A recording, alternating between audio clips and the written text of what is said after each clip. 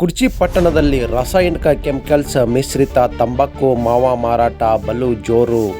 ಬೆಳಗಾವಿ ಜಿಲ್ಲೆಯ ಕುರ್ಚಿ ಹೋಬಳಿ ಪಟ್ಟಣದಲ್ಲಿ ಮಟ್ಕಾ ಇಸ್ಪೀಟ್ ಅಡ್ಡೆಗಳು ನಂತರ ಸಣ್ಣ ಪುಟ್ಟ ಪಾನ್ ಮಸಾಲ ಅಂಗಡಿಗಳಲ್ಲಿ ಕೆಮಿಕಲ್ಸ್ ಮಿಶ್ರಿತ ತಂಬಾಕು ಮಾವಾ ಮಾರಾಟ ಎಗ್ಗಿಲ್ಲದೆ ನಡೆಯುತ್ತಿದೆ.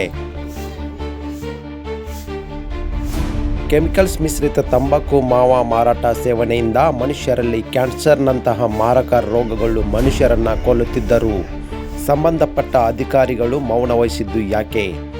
ಕುರ್ಚಿ ಪಟ್ಟಣದಲ್ಲಿ ಇರುವ ಅಕ್ರಮ ಚಟುವಟಿಕೆಗಳು ನಿಯಂತ್ರಣ ಯಾವಾಗ ಎಂದು ಸಾರ್ವಜನಿಕರ ಮಾತುಗಳು ಕೇಳಿ ಬರುತ್ತಿವೆ.